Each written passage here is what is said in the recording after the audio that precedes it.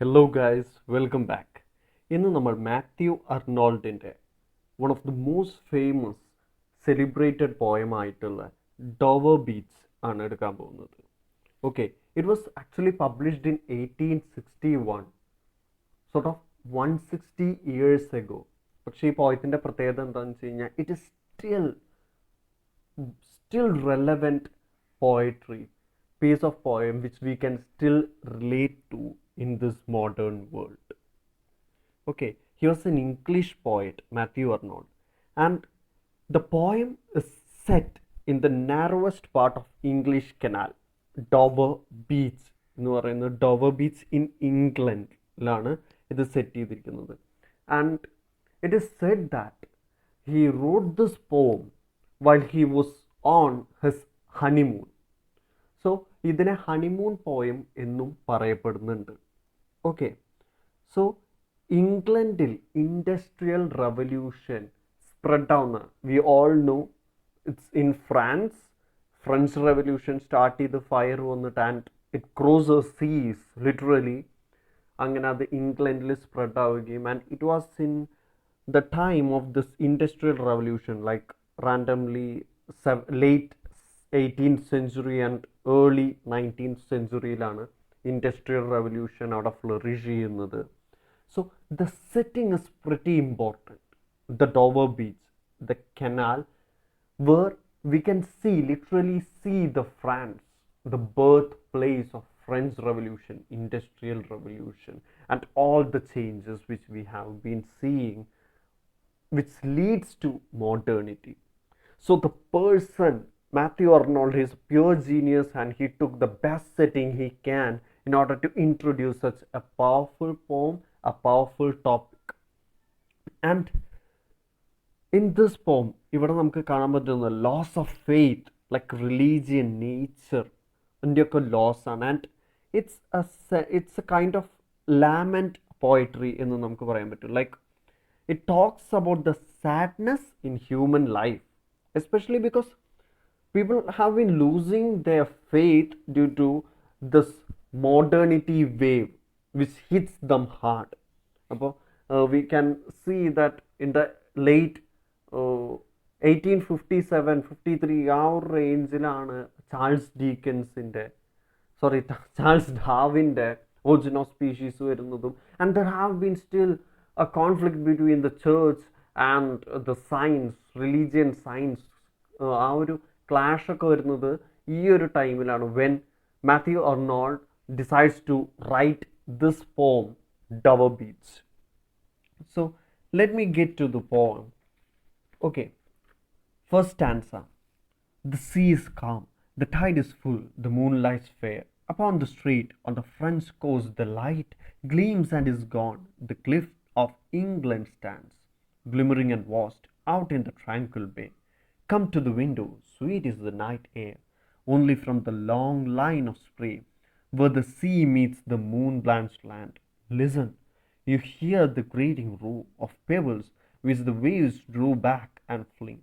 At their return, up the high strand, begin and cease and then again begin, with tremendous cadence slow and bring the eternal note of sadness in.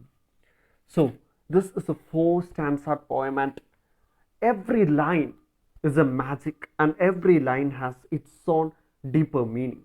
First line, the sea is calm tonight. A complete simple sentence, just like as calm as the sea. So the poem starts with utter calmness. The tide is full, the moon lies fair. ഇവിടെ ഒരു രണ്ട് ലൈൻ്റെ ഇടയിലുള്ള the sentence is not complete, so he uses the enchantment. The line is cut in half. The tide is full, the moon lies fair. Upon the strait on the French coast, the light gleams and is gone. The cliff of England stands glimmering and vast, out in the tranquil bay. So he says this, look at this white cliff which is shining in the moonlight out in bay. ഇവിടെ tranquil, calm എന്നൊക്കെ, like it's all telling about a calm situation where he sits at the coast of the Dover Beach and he sees the scenery and he sees the moon going into the French coast. Like the poet is happy looking at this quiet sea, the high tides, and the moon look beautiful. അവിടെ ആ narrow പാസേജിൽ ആ England കനാലിൽ അദ്ദേഹം ഇരിക്കുമ്പോൾ moonlight French കോസ്റ്റിലടിക്കുന്നതും അത് disappear ചെയ്യുന്നതും he sees the mall.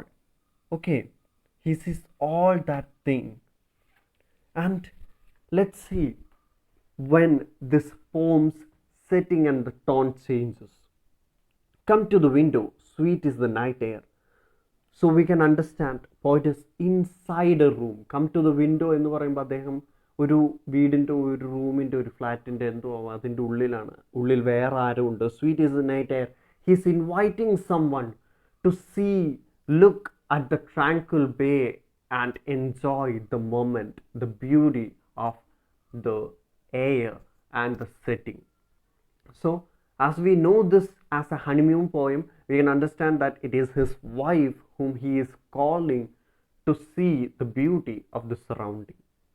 Only from the long line of spray where the sea meets the moon blanched land, listen, you hear the grating roar of pebbles with the waves drawn back and fling at their return up the high strand.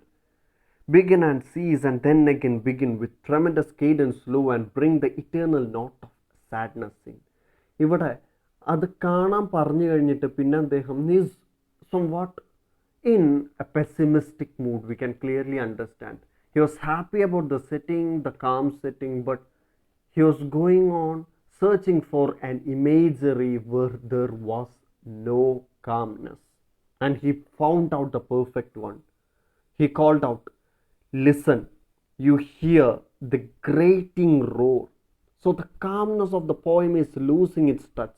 അവിടെ grating roar കാണാനാണ് അദ്ദേഹം പറയുന്നത്. Where the pebbles, the water hits the pebbles and it makes the sound. Okay, the water takes away those pebbles and it throws it back to the shore. He wants us to really focus on the sound of the wave, the inevitable sound of the wave, the steady force of wave. So here life is shown as a steady force. Life is shown as inevitable. The change is shown as inevitable, and every word carries much deeper meaning, even though his ideas are so simple. And at their return of the high strand, begin and cease and then again begin. It is one of the best iambic pentameter lines which we can see in the entire poetry of any English writer. Begin and cease and then again begin എന്നതാണ് iambic pentameter the best lines. If you type the best lines in iambic pentameter, you could see this, spot this from Matthew Arnold's Dover Beach. And he makes us think that the sound of the world is something like music, ഒരു eternal note of sadness എന്ന് പറയുമ്പോൾ here we can see this pessimistic point and his deep thought, and we will be moving into broken imageries and dark theme. Even though it is said to be something called a honeymoon poem, we won't be able to see that dark romances. Even though Matthew Arnold is a person whom we can relate as a bridge between romanticism and modernism, we can see both his romantic side where he romanticizes the sea and its surroundings. We can also see those dark imageries. അതേപോലെ തന്നെയാണ് അദ്ദേഹത്തിൻ്റെ scholar gypsy എന്നുള്ള പോയത്തിലും ടൈറീഷ്യസ് culture and anarchy എന്നൊക്കെ അദ്ദേഹത്തിൻ്റെ notable വർക്ക്സിലും ഈ ഒരു fight between romanticism and modernism, between light and dark, between harmony and chaos, faith and science, between real and unreal, all these things ഒരു some kind of clashes, fights ഇവിടെ കാണാൻ പറ്റും between these two, between the changing world. Okay, so let's go to the smallest second stanza. Sophocles long ago heard it on the Aegean, and it brought into his mind and the turbid ebb and flow of human misery. We find also in the sound a thought, hearing it by this distant North Sea. So ഇവിടെ ഒരു എല്യൂഷനിലേക്ക് കൊണ്ടുപോകണം. Sophocles long ago he is comparing himself to Sophocles who was A Greek ട്രജേറിയൻ. അദ്ദേഹം പറയപ്പെടുന്നത് he use to sit at the ഏഗൻ see. ഇവിടെ ഏഗൻ സീയിനും ഒരു importance ഉണ്ട്. Just like Dover beach is A canal which separates France and England, ഏഗൻ is also a kind of canal which separates Greece and Turkey. So it's located between the mainland of Greece and Turkey. Mediterranean Sea into Bagana you can see. So we can see those Turkey which was not that modern while Greece was. So we can see still those connecting between him and Sophocles and the setting. So he says that Matthew Arnold tries to explain to us that ഇവിടെ ഒരു സോഫോക്ലിസിന് എന്താണോ ഏഗൻസിയുടെ ഫ്രണ്ടിൽ വെച്ചിട്ട് എഴുതുമ്പോൾ tragedies വന്നിരുന്നത്, like he was afraid and he was also terrified at the same time. He was sad because of the plight where the humans are moving into. So he says that just like Sophocles was in that setting which made him ponder over the miserable human existence, in a similar manner ഇവിടെ Mathew അർണോൾട്ടിനും he feels the essence of human misery when he looks into this English canal. ഇവിടെ ഒരു great change കൊണ്ടുവരുന്നത് എന്താണെന്ന് വെച്ച് കഴിഞ്ഞാൽ, like just like the sudden shift from this romantic period or this old period into this industrial modern world, അതേപോലെ തന്നെയാണ് ഈ poem structure ചെയ്തിരിക്കുന്നത്. Like in the fourth line of the second stanza of human misery we find also, അപ്പോൾ of human misery എന്ന് പറയുന്നത് old past ഡേയ്സിൽ നിന്നായിരുന്നു. And suddenly that same exact line he adds the we, ഒരു universal touch കൊടുക്കുകയാണ്. At the same time he is coming back to the present position. ഒരു time lapse പോലെ ഒരു jump, പെട്ടെന്ന് ടക്ക് എന്ന് പറഞ്ഞിട്ടൊരു സഡൻ ചേഞ്ച് കൊണ്ടുവരികയാണ്. Okay, it's he says that it is similar to this time loop. Even though we move forward, we lose many things, even though we say that still there is a lot of development. Okay, so here he says that turbid ebb and flow എന്നൊക്കെ പറയുമ്പോൾ he clearly means the human unhappiness and cloudiness of human nature. Let's go to the third important stanza. The sea of faith was once too at the full and round earth shore, lay like the folds of a bright girdle fold. So ഇവിടെ he says the sea of faith, a kind of metaphor. He is using a kind of metaphor of supreme importance because the sea of faith is clearly capitalized. ഇവിടെ he says that the sea of faith was once too at the full and round earth shore. So time when religion was important, he is stressing at the past again. Even though he came back to the present just a second before, he is again going back to the past when the religion was of supreme importance. The sea of faith was in full power, lay like the folds of a bright girdle fold. Again he says that earth was protected like a fancy belt. The religion protected earth like a fancy belt. Like religion ഒരു പ്രത്യേകത എന്താണെന്ന് വെച്ച് കഴിഞ്ഞാൽ, even though we are in the worst of time, we still believe there is a best of time for us. So even in those darkness we might see the stars in the sky shining. ഒരു 100 വാതിൽ അടഞ്ഞു കഴിഞ്ഞ് കഴിഞ്ഞാൽ ഒരു വാതിൽ തുറക്കും എന്നുള്ള ഒരു തോട്ട്, ആ റിലീജിയസ് തോട്ട്, ആ ഒരു faith, we won't be able to see that in this modern world because everything is getting centred to oneself, like being selfish or losing the faith and living such a harsh life. And we can see what Matthew Arnold's vision is. He was a clear visionary. When he was writing it in 1861, he might know that the earth is not stable. And after 1861, when we consider the European history, the history of the world, we can only witness wars in the history. First World War, Second World War, and everything broke out suddenly. And he knew that if there was faith holding earth as a belt, nothing would have been there in the future.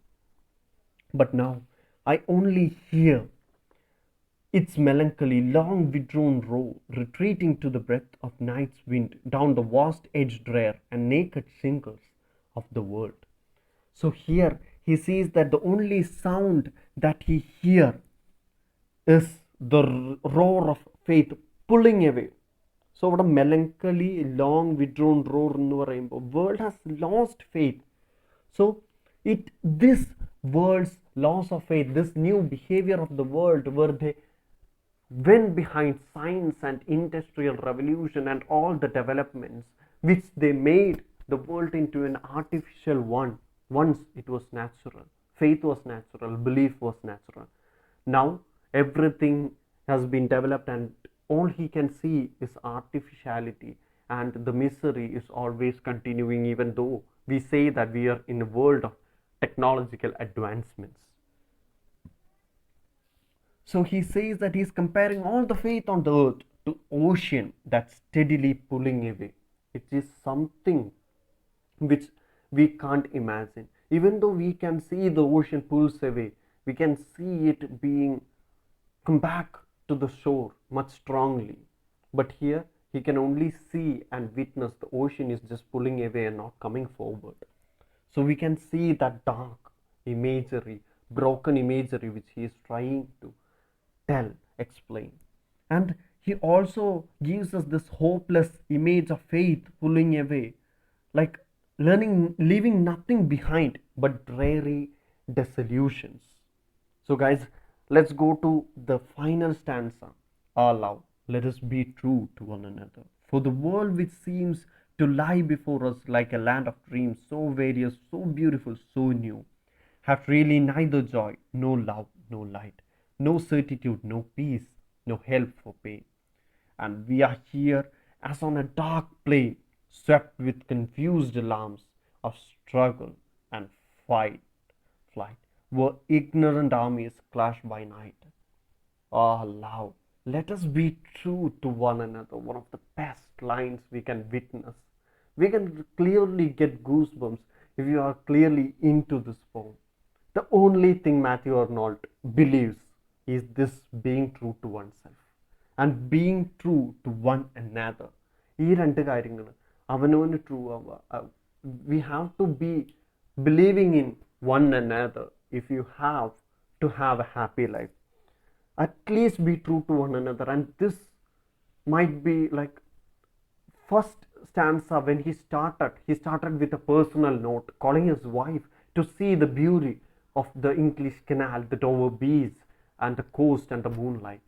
അവിടെ നിന്ന് he comes back, or he goes back into something deeper, something universal. And in third stanza he again goes to this universal, but in the fourth stanza he goes back to that personal note where he says that let us be true to one another. So we can see that personal, intimate, desperate tone. To lie before us like a land of dreams, also so various, so beautiful, so new എന്നൊക്കെ പറയുന്നത്, it's an allusion to Adam and Eve, where they witnessed true world, new, beautiful, distant world. And we can see that Christian touch, where it is clear that they were alone in this world. But were they happy? Yes. They were true to oneself and they were happy. Even if they had a bad choice of eating that fruit which was forbidden, still when they even was out of the garden, even though they were filled with like neither joy nor love nor light, no certitude, no peace, only pain, death was there for them, still they were true to oneself and they were true to one another. So being true to one another in this unfaithful world where there is full of pain and like fights, wars, we have to be that true to one another. And that is the only way we can survive in this world where there is no love, joy or light. And we are here as on a dark plain, swept with confused alarms of struggle and fight, where ignorant armies clash by night. So we know that we are in a world, ugliness of the world is clearly seen in this poem. But ignorant armies clash by night എന്ന് പറയുമ്പോൾ like they only want development, they want to conquer the world, but they are going against the rule where they fight at night. Armies fight at night, and you see it's a reference to a mythical fight where people fight each other. And you know what happened? It was at night, so they had to fight with themselves because they didn't know whom they were fighting. So it was a Peloponnesian war where they fought Athens and Sicily, where the war was fought at night and many Athens just killed themselves. So that darkness causes misery because we are unknown whether they are brothers, they are our own brothers and sisters. We just want to win, we have to move forward. For that, we had to lose faith, we had to lose all our morals just to move forward. So, this is what the poet asks. The poet just asks for a faithful relationship in a faithless world. So, here I conclude this poem. I hope you guys understood the full essence of this poem by Matthew Arnold. And if you guys have any doubts regarding this poem, you can freely text me in my Instagram ID, Lone Rider, or you can even comment below in this, and I will help you with anything. Thank you.